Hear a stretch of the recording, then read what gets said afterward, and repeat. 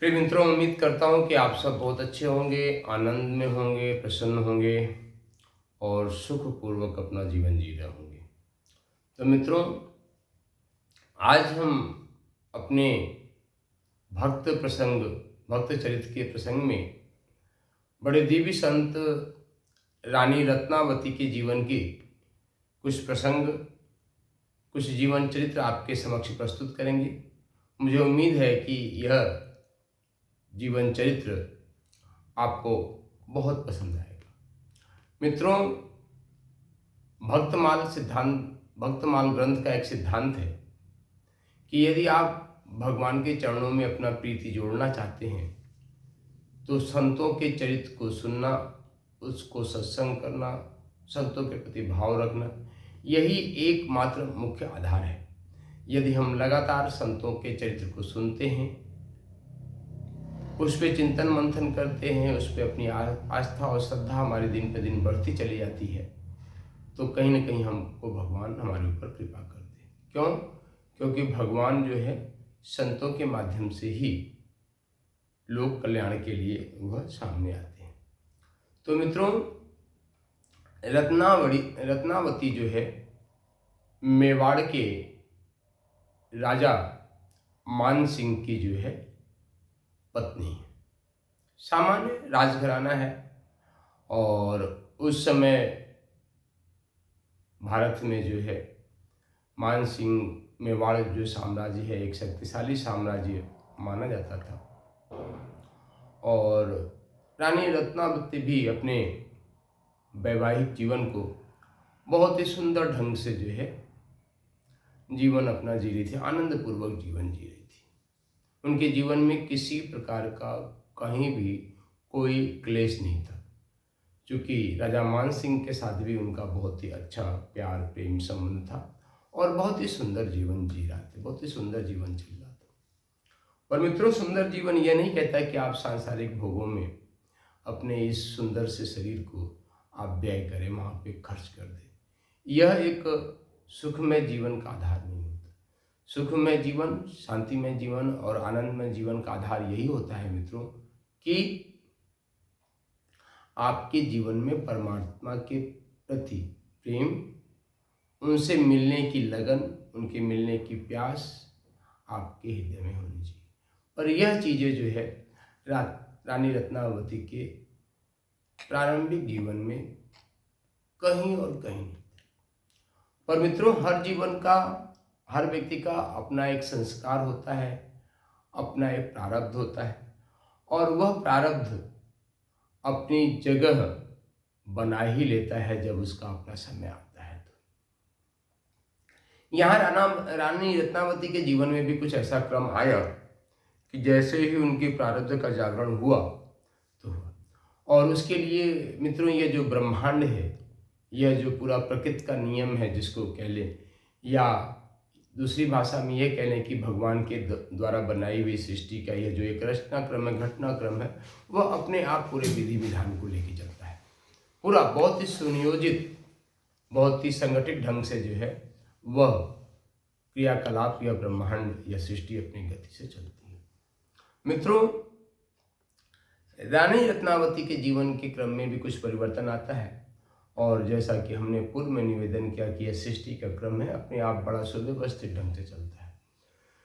तो रानी रत्नावती के निज सेविकाओं में, चूंकि उस समय मित्रों राजा और रानियों के पास ढेर सारे सेवक हुआ करते थे, यहाँ तक कि नियम था कि जब किसी कन्या का राजघराने में विवाह हुआ करता था तो निश्चित रूप से वह कन्या भी किसी न किसी राजघराने से ही आती थी।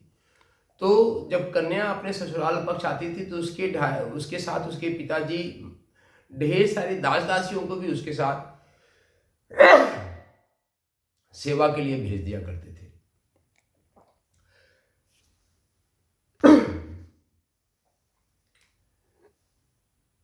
सेवा के लिए जो है भेज दिया करते थे। तो यहां भी रानी रत्नावती के निज सेवा में एक ऐसी अद्भुत दासी है मित्रों, जो है तो दासी की सेवा में, दासी के रूप में, रानी रत्नावती की पूरी सेवा कर रही है, परंतु परंतु वह एक बहुत अच्छी भक्ता भी है मित्र, बहुत अच्छी भक्ता। वह रानी की यथा सामर्थ्य बहुत सुव्यवस्थित ढंग से, बहुत अच्छे ढंग से सेवा तो करती, लौकिक रूप से, सांसारिक रूप से, पर उसका अंतःकरण मित्र, उस दासी का अंतःकरण पूरा हमारे प्यारे हम सबके ठाकुर नंद नंदन भगवान श्री कृष्ण के चरणों में हमेशा लगा रहता। निस दिन आठों याम वह सिर्फ और सिर्फ भगवान श्री कृष्ण राधा रानी के चरणार बिंदुओं का ही दर्शन करती थी, उनकी नाम रूप लीला का दर्शन करती रहती थी। मित्रों, पूरी तरीके से वह भक्ता थी भगवान की। और मित्रों, जब भी उसको समय मिले, एक क्षण भगवान की याद आए, तो बड़ी बड़ी करुण पुकार के साथ बुलाती थी, हा नंद नंदन, हा नवल किशोर, हे कृष्ण चंद्र। ऐसा बार बार जो है वे बुलाती थी। कई बार सहसा जो है रानी सामने होती थी तो रानी के सामने भी इसी तरीके से पुकारे, हा नंद नंदन, हा नवल किशोर, हे कृष्ण चंद्र, तुम कहाँ हो, तुम कहाँ हो, तुम कहाँ हो। ऐसी करुण पुकार वह दासी जो है कभी अक्सर रानी के सामने भी कर दिया करती थी, जैसे ही उसकी स्मृति का जागरण हो तो। पर यह इस करुण पुकार को सुन के रानी के मन में बड़ा आश्चर्य होता था कि यह तो हमारी दासी है, पर यह किससे प्रेम करती है, किसको बार बार पुकारती है, हे नवल किशोर, हे कृष्णचंद्र, हे नंद नंदन, हे ब्रज के राजा। ऐसे जो है बार बार जो है वह पुकारती। रानी को कुछ पता नहीं था, क्योंकि रानी पूरी तरीके से सांसारिक भोग विलास में व्यस्त थी। उसको संसार और भगवान, संसार में ही पूरा सब कुछ समझ आता था, भगवान से उसका कहीं पे कोई लेना देना नहीं था, ऐसी। तो जब भी कई बार ऐसा हुआ तो रानी ने दासी से पूछा कि दासी, क्योंकि उस समय कुछ प्रेम भी था, तो दासियों को रानियां एक तरीके से अपने बहन के रूप में भी मानती थी। उनका सेवा कार्य था तो ठीक है, वे सेवा कार्य तो करती रहती थी, पर प्रेम भाव में, व्यवहार की कुशलता में वह अपने दासियों को भी बहन करके बुलाती थी। तो ये बोलती, बहन ये बताओ, तुम बार बार किसका नाम लेती हो, हे कृष्णचंद्र, हे नंदनंदन, ये किसका नाम है, तुम किससे प्रेम करती हो। तो बार बार दासी टाल दिया करती थी कि रानी, आप तो रानी हो, आप अपने भोग विलास में, अपने इस संसार के राजमहल के जीवन में जियो, आप इस प्रश्न को नहीं पूछो ही तो ज़्यादा अच्छा है। बार बार अक्सर जो है दासी जो है इस बात को टाल जाए। तो मित्रों, हमारे मन का, ये जो मन है ना मित्रों, इस मन का अपना एक स्वभाव होता है। जिस चीज़ का हम जितना निषेध करते हैं, उस चीज़ के प्रति उतना आग्रह हमारा बढ़ता चला जाता है। यह एक मानवीय मस्तिष्क का, मानवीय मन का स्वाभाविक गुण है मित्रों। यह मानवीय मस्तिष्क का एक स्वाभाविक गुण है कि जिस चीज़ के लिए जितना ही निषेध किया जाए, वह चीज़ पाने के लिए उतना ही हमारा मन उद्यत होने लगता है। यहाँ भी यही हुआ कि दासी जितनी बार रानी को मना करे कि रानी साहिबा, आप इस बारे में मत पूछो, आप तो अपने संसार का आनंद दो, भगवान की कृपा से आपके राजमहल में सभी कुछ भरपूर है, सोना चांदी हीरे महाराज जरात, और राजा भी आपको इतना मान सम्मान प्रेम देते हैं, तो आप तो अपने भोग विलास में मस्त रहो, आपको क्या करना जान के। पर दिन पे दिन रानी का आग्रह बढ़ता चला गया, और रानी का आग्रह बढ़ता चला गया तो दासी भी मान गई और भगवान श्री कृष्ण नंद नंदन का परिचय दिया कि रानी, यदि आप सुनना ही चाहती हो तो सुनो। तो दासी ने क्या कहा मित्र, भगवान श्री कृष्ण चंद्र के अद्भुत सौंदर्य का वर्णन जो भक्तों के हृदय में विराजमान रहता है, वह अद्भुत सौंदर्य मित्र, उससे अद्भुत सौंदर्य भगवान का कुछ नहीं हो सकता जो भक्तों के हृदय में रहता है। भक्तों के हृदय में, दासी के हृदय में जो भगवान श्री कृष्ण का दिव्य अद्भुत स्वरूप था कि भगवान श्री कृष्ण सांवले हैं, उनके अधरों पे हमेशा एक सुंदर सी मुस्कान रहती है, गले में जो है एक कौस्तुभ मणि की माला रहती है, उनके हाथ में सुदर्शन चक्र रहता है। ऐसे ढेर सारे, और वह क्या है कि हम गोपी और गोपिकाओं के परम आराध्य हैं, हम नायक हैं। अद्भुत सौंदर्य का वर्णन किया मित्रों, और अद्भुत सौंदर्य का वर्णन सुन के रानी का मन भी जो है भगवान श्री कृष्ण की ओर रीझ गया, पूरी तरीके से रीझ गया। अब मित्रों उसके बाद तो एक क्रम चल पड़ा। प्रतिदिन रानी अपनी दासी के पास बैठती और दासी से कहती कि तुम अपने नंद नंदन की लीलाओं के बारे में, चूंकि मित्रों 4 चीज होता है, नाम, रूप, लीला और धाम। नाम, रूप, लीला और धाम। एक भक्त को हमेशा इन्हीं 4 का चिंतन करना चाहिए। हमेशा भगवान श्री राम का, भगवान श्री राम के नामों का चिंतन करना चाहिए। कैसे चिंतन करना चाहिए? श्री कृष्ण, श्री कृष्ण, श्री कृष्ण, श्री कृष्ण, श्री राधा, श्री राधा, श्री राधा, श्री राधा, श्री राम, श्री राम, श्री राम, श्री राम। व्यक्ति अपनी निष्ठा, अपने भाव के अनुसार भगवान के नाम का जप करते रहना चाहिए। हर साल, हर पल, हर सांस से। आपकी जीवा, आपकी सांसें मित्रों तभी सार्थक है जब आप सांस ले रहे हैं तो भगवान के नाम के साथ अंदर जा रही है और भगवान के नाम के साथ बाहर। जैसे श्री के साथ श्वास लीजिए, राम के साथ बाहर निकालिए। श्री के साथ श्वास लीजिए, राम के साथ बाहर निकालिए। श्री के साथ श्वास लीजिए, कृष्ण के साथ बाहर निकालिए। श्री के साथ श्वास लीजिए, राधा के साथ बाहर निकालिए। तो जैसा अपना भाव। तो मित्रों नाम 24 घंटे अहरनिश भगवान की लीला का चिंतन करना चाहिए। भगवान ने अनंत कोटि लीलाएं की मित्रों, उस लीला का चिंतन करना चाहिए। रूप, भगवान का रूप अद्भुत अलौकिक रूप है मित्रों। नीलमणि सरकार की जो है उस सुंदर सी अलौकिक छवि की, उनकी मालाओं के बारे में, उनके हस्त कमल के बारे में चिंतन कीजिए, उनके मुस्कान के बारे में चिंतन कीजिए। मित्रों भगवान का जो सौंदर्य है वह ऊपर से नीचे तक, नीचे से ऊपर तक अद्भुत है, दिव्य है, भक्तों के मन को मोहित करने वाला है। तो उस दिव्य रूप की चिंतन करना चाहिए और धाम का आश्रय लेना चाहिए। नाम, रूप, लीला और धाम का आश्रय लेना चाहिए। धाम क्या मित्रों? जहाँ भगवान निवास करते हैं, तो अपने हृदय को ही भगवान का धाम बना लेना चाहिए। अपने हृदय को ही भगवान की क्रीड़ा स्थली सबसे अच्छा हम सबका हृदय है। हम सबके हृदय के अच्छे भगवान की क्रीड़ा स्थली कहीं और भी हो सकती है, पर हमारा अपने अपने हृदय स्थली को ही भगवान की क्रीड़ा स्थली बना ले। यह तब होगा जब आप नाम, रूप, लीला और धाम का चिंतन अहर्निश चौपल 8 याम भगवान की हृदय का, इस हृदय में बसा के आप उनका चिंतन करें। तो मित्रों यहाँ भी दासी और रानी के बीच का यही क्रम चल पड़ा।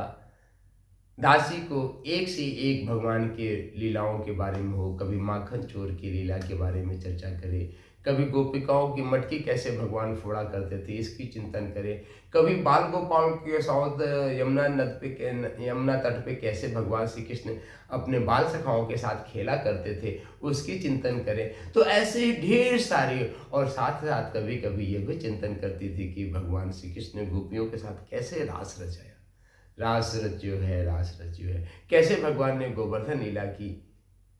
ऐसे ढेर सारे भगवान की लीलाओं की चिंतन, मंथन, कथा, कहानी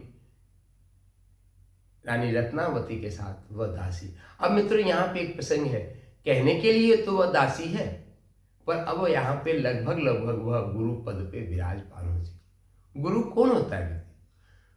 गुरु का क्या लक्ष्य है? गुरु का लक्षण यही होता है मित्रों, जो अपने भक्त को भगवान से मिलाने का प्रयास करे, भगवान भक्त को भगवान की ओर ले जाए, उसी को तो गुरु कहते हैं। गुरु मतलब होता है, गु माने होता है अंधकार और रू माने होता है प्रकाश, जो अंधकार से प्रकाश की ओर ले जाए। तो संसार तो तम से छाया हुआ मित्रों, और परमात्मा का धाम, भगवान का धाम ही है, प्रकाशवान है। तो जो अंधकार से प्रकाश की ओर ले जाए उसी को तो गुरु कहते हैं। तो यहाँ पर कहने के लिए तो वह दासी है, परंतु अब वह गुरु पद पे विराजमान हो चुकी है। मित्रों कथा प्रसंग का क्रम आगे बढ़ता है। अब रानी रत्नावती के मन में भी आता कि अब भगवान की छवि के बिना तो रहा नहीं जाता। अब रानी की भी हालत बड़ी व्याकुल सी हो गई। अब उसके मन में सिर्फ यही था कि एक बार नंद नंदन कैसे दर्शन दे, किसी प्रकार से वह प्रकट हो जाए। दासी से कहती है कि दासी बहन, नंद नंदन कब दर्शन देंगे, कैसे दर्शन देंगे? चूंकि वह गुरुपद पे विराजमान है, उसको सारी विधि का पता है। तो वह रानी से कहती है कि रानी एक काम करो, इस महल में किसी प्रकार की धन धान की कोई कमी नहीं है।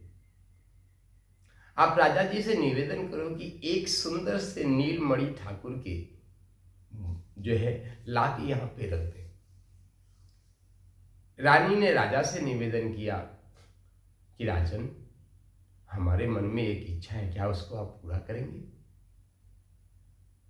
राजा जी पूछे, देवी बताओ तुम्हारे मन में कौन सी इच्छा है? यदि सामर्थ्य है तो उसको जरूर पूरा करेंगे। उस समय मान सिंह सामर्थ्यवान राजा थे मित्रों, आमेर के पूरा इस समय साम्राज्य था उनका।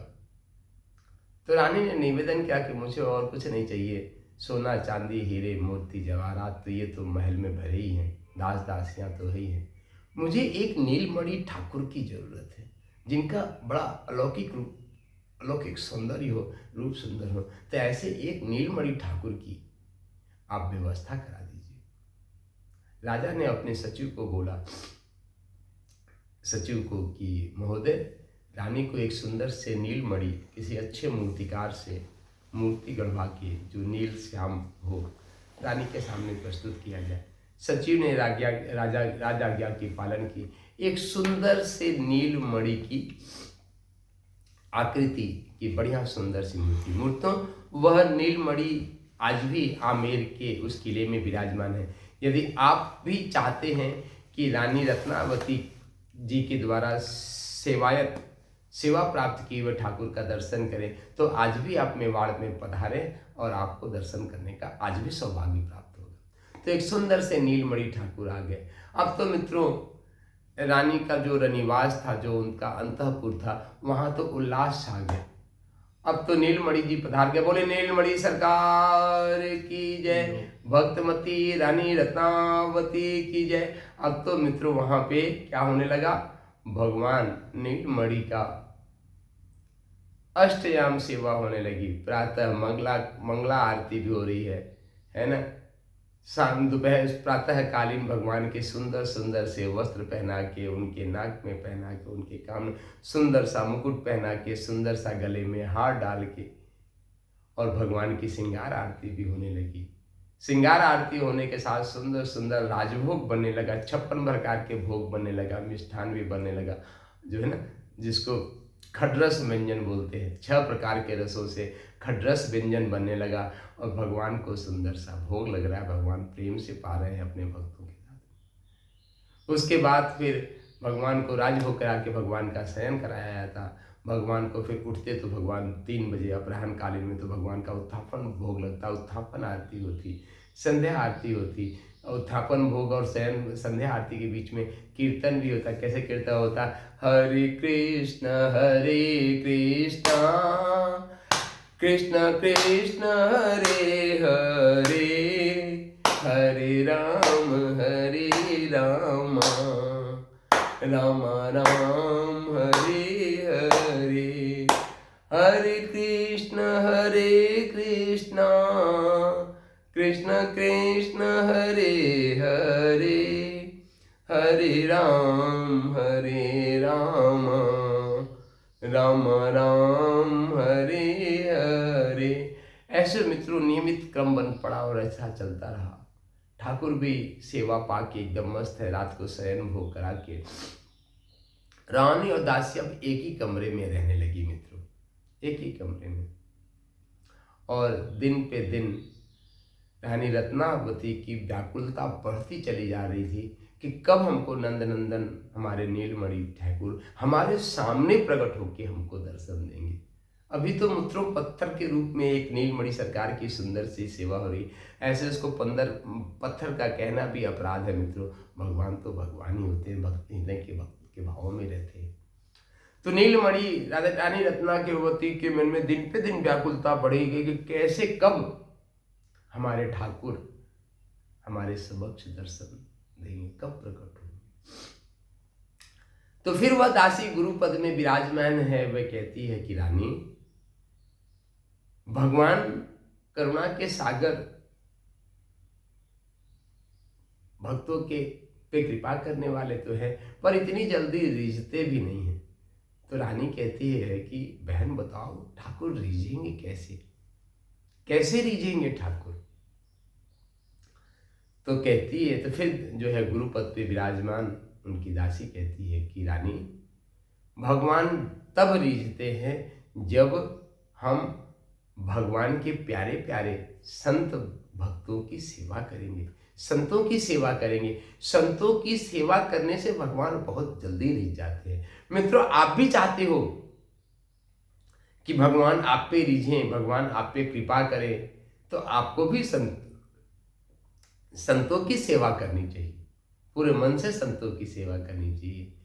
तो यहाँ पे गुरुपद पे विराजमान वह दासी ने रानी से निवेदन किया कि जब संतों की सेवा करोगी तब जाके भगवान रिझने की संभावना बनती है, रिझ जाए। रानी ने पुनः राजा से निवेदन किया कि राजन, मेरे मन में एक इच्छा है कि आप उसको पूरा करेंगे। राजा ने कहा, हाँ अवश्य रानी, आप निवेदन करें, हम जरूर पूरा करेंगे। रानी ने कहा कि हमारे महल के बगल में एक सुंदर सा संत निवास का निर्माण कराया जाए और पूरे राज्य में यह किया जाए, जितने भी हमारे सेवक हैं, चौकीदार के रूप में सैनिक हैं, उनको यह कहा जाए कि जो भी राज्य में संत आए उनको इस संत निवास में लाया जाए और उनकी यहाँ पे अद्भुत सेवा होगी, दास दासियाँ उनके लिए नियुक्त कर दिया जाए। राजा ने ऐसा ही किया मित्रों। रानी के ठीक निवास के बगल में एक सुंदर सा महल बना दिया। सभी जो आमेर के सीमा थी मित्रों, वहाँ पे जो आमेर की मतलब कि जो सीमा में प्रवेश करने के द्वार थे, वहाँ पे सुंदर द्वारपाल को खड़ा कर दिया गया कि यदि कोई भी संत हमारे इस सीमा में प्रवेश करते हैं, उनको बड़े सम्मान के साथ इस हमारे निवास के बगल में, रानी रत्नावती के निवास के बगल में जो संत निवास बनाया गया है, वहाँ पे उनको लाया जाए।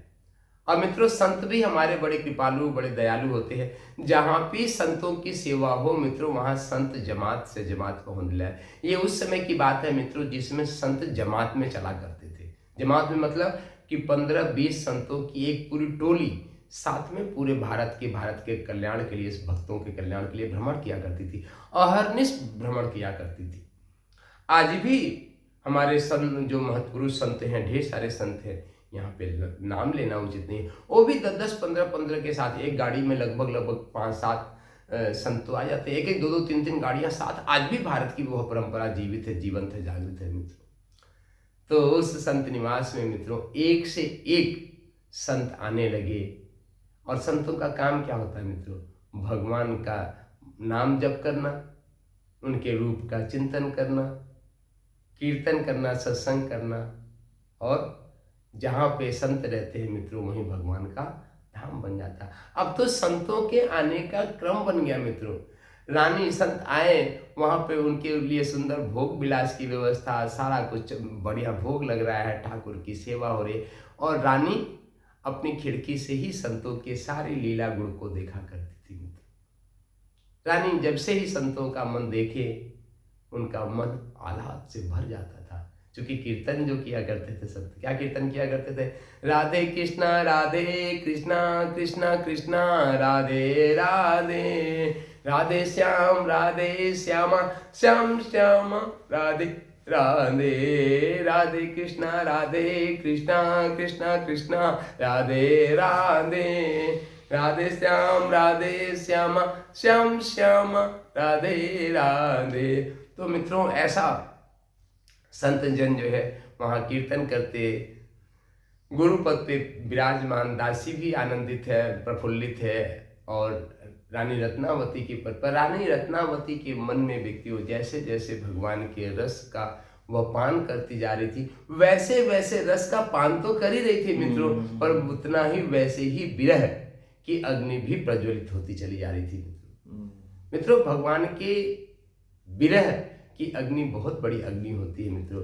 और सच्ची बताओ मित्रों, तो भगवान के विरह की जो अग्नि का आनंद है, शायद जहां तक लगता है वह मिलन का आनंद नहीं।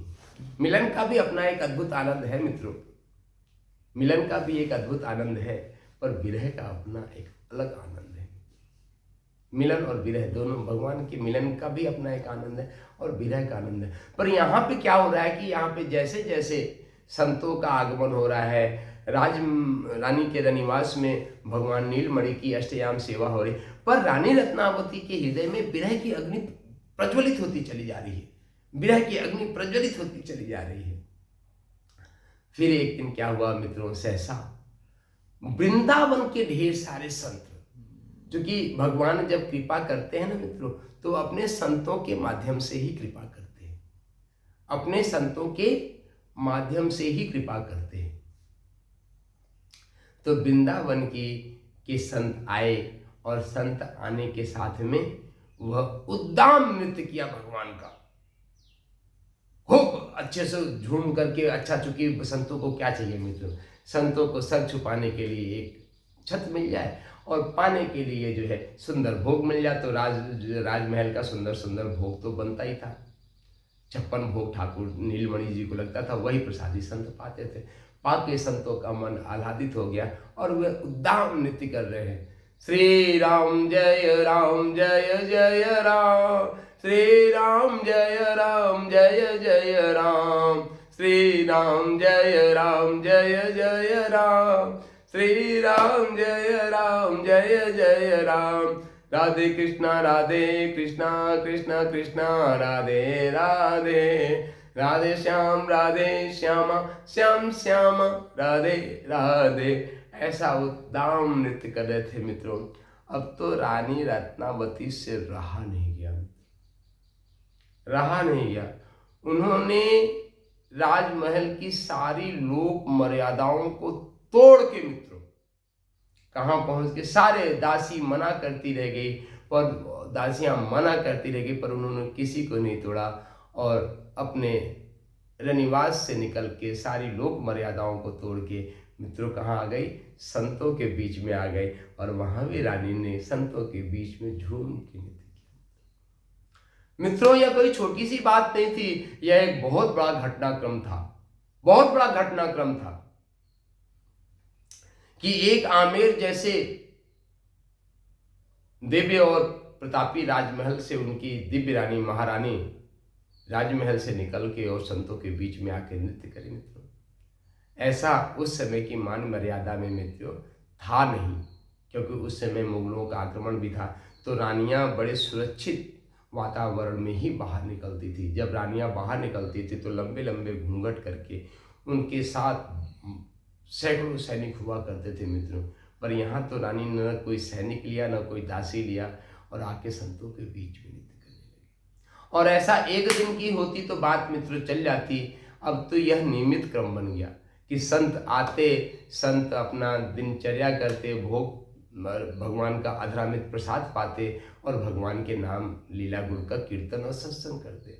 अब तो रानी का अधिक से अधिक समय उस संत निवास में बीतने लगा, अपने रनिवास को छोड़ दिया मित्रों, वहां से आ गई संत निवास में।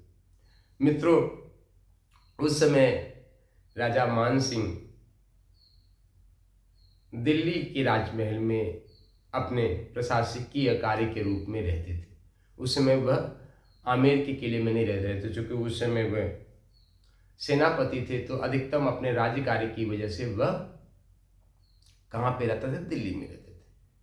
तो वहां पे राजा का जो सचिव था, वे एक पत्र लिखा राजा को कि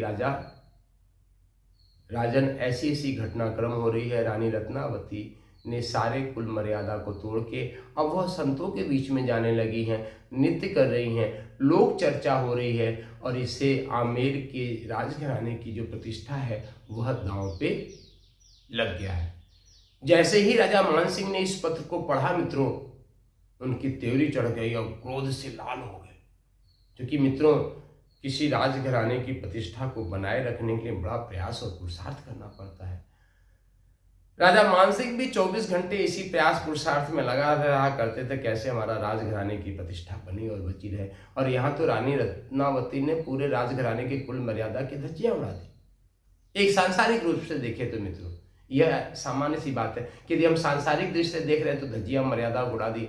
यदि परमात्मा एक भक्ति की ओर सोचे तो मित्रों क्या मर्यादा क्या चीज़ है, कोई मतलब नहीं रखती, कोई मान नहीं रखता, कोई औचित्य नहीं रखता है। और उसी समय जैसे ही पत्र मिलके पूरा चेहरा उनका तमतमाया हुआ था राजा, उसी समय राजा मान सिंह का ज्येष्ठ पुत्र उनके सामने आता है, राजा को प्रणाम कहता है। राजा भी व्यंग करते कि ये मुंडी बैरागिन के शिष्य पुत्र तो यहाँ से चला जा, अवहेलना कर दी। मुंडी बैरागिन का शिष्य। तो मित्रों चूंकि भगवान मान सिंह के पुत्र का भी जो जन्म तो रानी रत्नावती के गर्भ से तो हुआ था, उनके मन में भी संस्कार था। वे अपनी माँ के पास आए, माँ के स्वरूप को देखा, माँ ने समझाया कि बेटा जीवन का कल्याण भक्ति में ही है। क्योंकि इतने लंबे समय से जो अपनी गुरु बहन दासी का सत्संग तो कर रही थी, उसने भी अपने पुत्र को समझाया कि बेटा जीवन का कल्याण इसी में, इस राजपाट ये संसार खोखला है मित्रों, यहाँ कुछ भी नहीं है। ऐसा रानी रत्नावती ने अपने पुत्र को भी समझाया। पुत्र माँ की बातों को सुन के गदगद हो गया। कहा माता तुम एकदम सही रास्ते पे हो, अब तुम जो है इस रास्ते से लौटना मत, रास्ते से लौटना मत। और यहाँ तक हो गया, यहाँ तक राजा और रानी का संबंध बिगड़ गया कि मित्रों कि राजा ने कह दिया कि अब तुमसे हमारा कोई संबंध नहीं रहा, अब तुम जाओ संत निवास में ही रहो। सारी सुख सुविधाएं की चीज़ों मृत्यों राजा ने बंद कर दी। पर मित्रों हर राज्य में भक्त महापुरुष भी रहते हैं। अब तो उस संत निवास में ही रानी की दासी और रानी के नीलमणि भी वहीं पधार गए मित्रों। वो भी संत निवास में ही उनका सुंदर नीलमणि सरकार का आसन बना दिया गया। आमेर के जो लोग भक्त लोग थे मित्रों, वही रानी के संत निवास में कुछ राजभोग की सारी चीज़ें पहुंचा दिया करते थे, अन्न आदि तेल घी मसाला, और वहीं से नीलमणि सरकार की सेवा होती थी। और सेवा होने के बाद जो भोग लगता था वही संत पाते थे। अब तो अहरनिश कीर्तन और ठाकुर की अष्टयाम सेवा, और रानी वहाँ पे एकदम अलमस्त मित्रों अपने भक्तिमती जीवन चरित्र को जी रही हैं। पर राजा और राजा के सचिव यहाँ पे शांति से बैठने वाले नहीं थे मित्रों। यह एक संसार का क्रम है मित्रों, चलता रहता है। तो राजा के जो परिकर थे मित्रों, जो उनके निकटस्थ थे, उन्होंने एक कुचक्र सोचा। कुचक्र क्या सोचा मित्रों, कथा को हम बहुत ही संक्षिप्त में कहने का प्रयास कर रहे हैं, इसीलिए हम पूरी घटनाक्रम को बहुत ही संक्षिप्त में कह रहे हैं। और उन्होंने ये सोचा कि कुछ ऐसा काम किया जाए कि रानी न रानी रहेगी और न तो जो है बात बनेगी। तो उन्होंने बड़ा चिंतन मंथन किया। तो चिंतन मंथन करने के बाद उन्होंने कहा कि राजा एक काम किया जाए। उस समय भारत मित्रों जंगल का राजा था, और राजस्थान में तो आज भी गिर के शेर पाए जाते हैं मित्रों। आज भी सबसे ज़्यादा भारत में शेर हैं तो राजस्थान में ही हैं। तो उनके निकटस्थ जो सलाहकार होते हैं राजा के, उन्होंने राजा को सलाह दिया कि राजा एक काम करो, एक भूखा शेर जो है लाके संत निवास में, जैसे ही रानी पूजा करके अपने ठाकुर के कमरे से बाहर आती, एक भूखा शेर छोड़ दो। वे संतों को भी खा जाएगा और रानी को भी खा जाएगा, दासी को भी मार देगा। जब संत 2-4-10 संत को शेर मार देगा, रानी को खा जाएगा और दासी को खा जाएगा, तो ये सारा जो झंझट चल रहा है उनकी नज़र में तो मित्रों ये झंझट था, यह खत्म हो जाएगा। कहते नहीं मित्र, विपरीत काले विपरीत विद्युत। राजा ने भी अपने सलाहकारों की बात मान ली, और मानने के बाद एक भूखा शेर पिंजड़े में बंद करके लाया गया और संत निवास के सामने उसके दरवाजे को खोल दिया गया। वह हुंकार भरते हुए मित्रों शेर जो है कहाँ भरा, संत निवास की ओर बढ़ा। भगवान की कृपा मित्रों, उसी समय रानी रत्नावती अपने ठाकुर की मंगल आरती करके ओम जय जगदीश हरे स्वामी जय जगदीश हरे।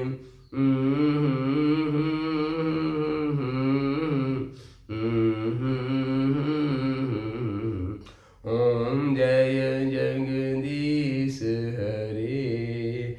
ऐसा आरती करके मित्रों वह बाहर निकल रही थी। बाहर देखी कि बड़ा दिव्य संत जो शेर उनके सामने खड़ा है, हुंकार भर रहा है, क्रोध से भूखा जो है मित्रों। और जैसे ही रानी रत्नावती ने कहा और शेर को प्रणाम किया, शेर को प्रणाम किया कि भगवान नीलमणि सरकार, आज आपने बड़ी कृपा की, आज आप नृसिंह देव जो के रूप में पधारे। और जैसे ही रानी रत्नावती ने उस शेर में भी भगवान नृसिंह अवतार का, बोले नृसिंह भगवान नृसिंह अवतार की जय, नृसिंह अवतार का दर्शन किया और बाकायदे उस नृसिंह देव भगवान की आरती की। आरती करके उनको चंदन लगाया और उनको प्रसाद खिलाया। वह शेर भी, सिंह, भूखा सिंह भी मित्रों रानी के सामने ऐसा खड़ा है जैसे गौ माता खड़ी हो, एकदम सुशील शांत। और पूरा आरती करवाया, भोग प्रसादी पाया, तिलक लगवाया और उसके बाद हुंकार करते हुए मित्रों वह शेर पलटा और पलट के कहा गया कि इस कुचक्र में जितने लोग भी शामिल थे मित्रों, सबको जाके सबके चीथड़े फाड़ दिए उस सिंह ने मित्रों। और चीथड़े फाड़, जितने भी राजा के सलाहकार इस कुचक्र में शामिल थे मित्रों, शेर ने किसी को भी नहीं छोड़ा, सबके चिथड़े फाड़ दिए। और उसके बाद कहाँ पहुंचा? राजा के समक्ष पहुंचा, राजा के समक्ष। पीछे पीछे रानी रत्नावती भी, चूंकि रानी रत्नावती को भी पता था कि यह हमारे पति देवता के पास पहुंच जाएगा। राजा मानसिंह के पास भी वह स्वयं पहुंच गया और वहां पे गुर्राने लगा। रानी रत्नावती ने अपने भगवान नृसिंह देव से प्रार्थना किया कि भगवान, ये हमारे सुहाग हैं, इनके ऊपर तो आप कृपा करो, आप छोड़ दो इनको। तो वहां से गुर्रा के जो है मित्र शेर निकला और अपने जंगल की ओर प्रस्थान किया। यह मित्रों पहला चमत्कार था रानी रत्नावती के द्वारा कि उनके मारने के लिए शेर भी छोड़ा गया, पर शेर भी जो है नृसिंह भगवान का अवतार बन गया और वहां से आके जो कुचक्र में शामिल थे उनको मार दिया और भगवान राजा मानसिंह को छोड़ दिया। क्रम चलता रहा। अब राजा ने कुचक्र करना छोड़ दिया मित्रों। अब जो है पूरी तरीके से रानी अपने ठाकुर की सेवा, संतों की सेवा मित्रों या नियमित चलता रहा। यह क्रम आगे चलता रहा। रानी भी अपने भगवान की सेवा में, ठाकुर नीलमणि की सेवा में संतीत, एकदम अलमस्त जिसको कहते हैं मित्रों, 24 घंटे 8 याम आनंद में डूबी हुई है। इधर राजा मानसिंह भी मित्रों अपने भाई के साथ राज कार्य में पूरी तरीके से, चूंकि उस समय वह अधिकतम दिल्ली में रहा करते थे।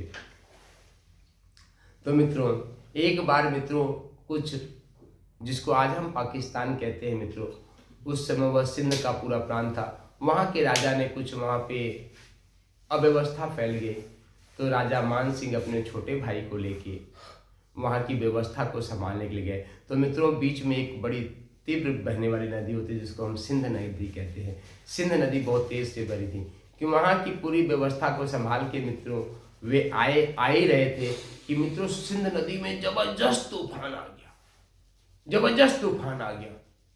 और तूफान में इतना हो गया कि जिस नाव में राजा मानसिंह और उनके भाई और कुछ सैनिक आ रहे थे, सब ने सोचा कि आज तो हमारे प्राण गए, आज तो हमारे प्राण गए, अब तो हम नहीं बचेंगे। तो राजा मानसिंह के छोटे भाई ने अपने बड़े भाई से निवेदन किया कि भाई, हमारी जो भाभी है रत्नावती वो बड़ी भगवान की भक्ति है, कहीं आप उन्हीं से प्रार्थना करो कि हम सबके जीवन की रक्षा हो जाए। और जैसे ही भाई ने राजन से ये निवेदन किया, राजा ने भी मन ही मन अपनी भक्तिमता पत्नी रानी रत्नावती और ठाकुर नीलमणि का ध्यान किया और ध्यान करके हाथ जोड़ के प्रार्थना की कि भगवान देवी हमारी रक्षा करो, हम हैं तो तुम्हारे सुहाग ही न। और मित्रों जैसे ही उन्होंने हाथ जोड़ के रत्नावती ठाकुर नीलमणि को ध्यान करते हुए प्रार्थना किया, मित्रों उस तूफान के बीच से भी नाव जो है आके एकदम किनारे लग गई, एकदम किनारे लग गई। कुछ भी, किसी का कोई भी बाल बांका नहीं हुआ, मैं किसी को खरोच तक नहीं आई। नाव डूबने की बात तो छोड़ दो मित्रों, आके एकदम किनारे लग गई। इस घटनाक्रम से राजा को तो एकदम आश्चर्य से भर गए कि आज अपनी भक्तमती पत्नी के कारण हमारे जीवन की रक्षा हो पाई है। अब तो वहां से भागे भागे सीधे राजमहल को आते हैं। राजमहल को में रानी का सम्मान करते हैं, पूरी कथा सुनाते हैं कि रानी, आज आपकी भक्ति की वजह से यह जीवन सुरक्षित आपके तक आया। अब आप पूरे मन से ठाकुर नीलमणि की संतों की सेवा करो, आज से हम भी आपके साथ ही हैं। मित्रों, इस घटनाक्रम ने राजा को भी भगवान का भक्त बना दिया। मित्रों, घटनाक्रम बहुत लंबा है। यह बात मुगल शासक तक पहुंच गई, वो भी रानी रत्नावती का दर्शन करने आए। ढेर सारा, बहुत ही लंबा है, ढेर सारी लीला रानी रत्नावती ने, भक्तमती रानी रत्नावती ने और ठाकुर नीलमणि ने दिखाया। मित्रों, आज भी वह नीलमणि सरकार आमेर के किले में उपस्थित है, जो है उनका राग भोग सेवा सब कुछ चल रहा है मित्रों। और आपके सेवक तो सेवक ही है मित्रों, पर आप जाके आमेर के किला में उस नीलमणि सरकार का आप भी दर्शन कर सकते हैं। इस दास के मन में भी उल्लास है मित्रों कि किस दिन नीलमणि सरकार, रानी रत्नावती जी के सरकार इस मिट्टी को बुलाएंगे। इस कथा के माध्यम से नीलमणि सरकार से हम यहीं से निवेदन कर रहे हैं कि सरकार हमारे ऊपर भी कृपा करे, रानी रत्नावती जी भी कृपा करे और एक बार अपने सेव्य ठाकुर के दर्शन इन आँखों को भी कराएं। यही मेरी प्रार्थना है। इसी प्रार्थना के साथ मित्रों, इस कथा को आपने यहाँ तक पूरा सुना, आपको बहुत बहुत धन्यवाद। आप पे भी रानी रत्नावती, नीलमणि सरकार, हमारे ब्रज के नंद नंदन, हमारे श्री कृष्ण नंद के लाला राधा रानी सरकार आप सब पे कृपा करें। आपका जीवन सुख, शांति और आनंद से भरा पूरा रहे। बरसाने वाली आपके ऊपर कृपा की पूरी बरसात करे। इसी प्रार्थना के साथ आज इस कथा को पूर्ण करते हैं। मुझे पसंद आया है कि मुझे उम्मीद है मित्रों कि यह कथा आपको बहुत पसंद आएगी। यदि ये कथा आपको पसंद आई है तो इस चैनल को लाइक करें, अधिक से अधिक इसको शेयर करें, भक्तों का चरित्र लोगों तक पहुँचे। और मित्रों जो है आप मतलब इस चैनल को सब्सक्राइब करें, क्योंकि मित्रों यह संतों का क्रम चल ही रहा है। प्रतिदिन एक संतों का क्रम, जीवन चरित्र आपको यहाँ पे सुनने को मौका मिलेगा मित्रों। साथ ही मित्रों अपने कमेंट्स, यदि इस कथा में कोई त्रुटि रह गई हो, समय की मर्यादा है, समय का अपना एक प्रवाह है, संक्षिप्त में इस कथा को कहने का प्रयास किया है। यदि कोई त्रुटि है तो आप कमेंट्स बॉक्स में अपने मतलब अपने मन की बात रखें, उसका समाधान किया जाएगा। जो गलतियां हैं उसको स्वीकार करने की कोशिश करेंगे और उसको आगे सुधार करेंगे मित्रों इस दास के द्वारा, इस मिट्टी के द्वारा संतों की सेवा की जाती है, गौ माता की सेवा की जाती है, गरीब बालक बालिकाओं के विवाह के पठन पाठन की सेवा किया जाता है। तो यदि माँ लक्ष्मी ने आपके ऊपर कृपा की है तो इस फोन जो है, नीचे डिस्क्रिप्शन बॉक्स में हमारा मोबाइल नंबर दिया हुआ है 8171554740। तो मित्रों इस फोन के माध्यम से गूगल पे, पेटीएम, फोन पे के माध्यम से आप अपनी सेवा राशि भी भेज सकते हैं मित्रों। मैं राधा रानी की सौगंध खा के कहता हूँ कि मित्रों जो भी राशि आप इस दास के पास भेजेंगे उसके एक एक पाई का मित्रों वहीं पे सेवा होगा। आप मेंशन भी कर सकते हैं कि यह सेवा गौ सेवा के लिए है, कि संत की सेवा के लिए है, कि गरीब बच्चों के पठन पाठन के लिए।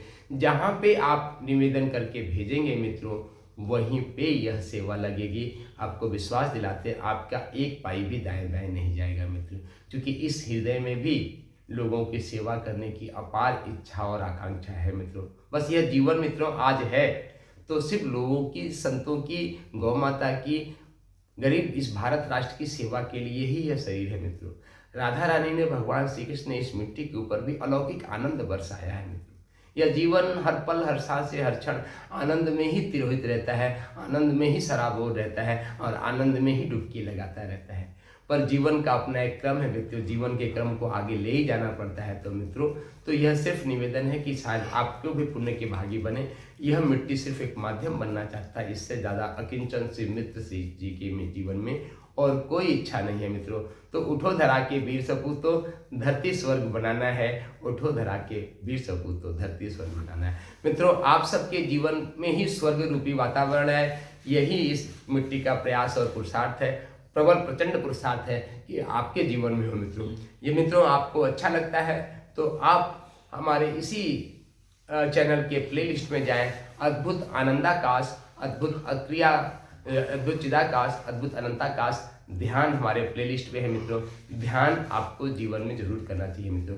यदि आप प्रतिदिन ध्यान करते हैं तो आपके जीवन में कोई भी टेंशन, फ्रस्ट्रेशन, ये सारी चीज़ें नहीं रहेंगी, सब दूर चले जाएंगी मित्रों। हमारे ध्यान से, अद्भुत क्रिया के ध्यान से यहाँ तक हमने देखा कि लोगों के कैंसर तक भी ठीक हो जाते हैं। एक बार आप प्रयोग करके देखें तो आप प्लेलिस्ट में जाके आप ध्यान को सीख सकते हैं। इसी शुभकामनाओं के साथ आपके जीवन में सुख, शांति और आनंद की वर्षा हो। शक्ति शंभु जय सिया राम, शक्ति शंभु जय सिया राम, शक्ति शंभु जय सिया राम।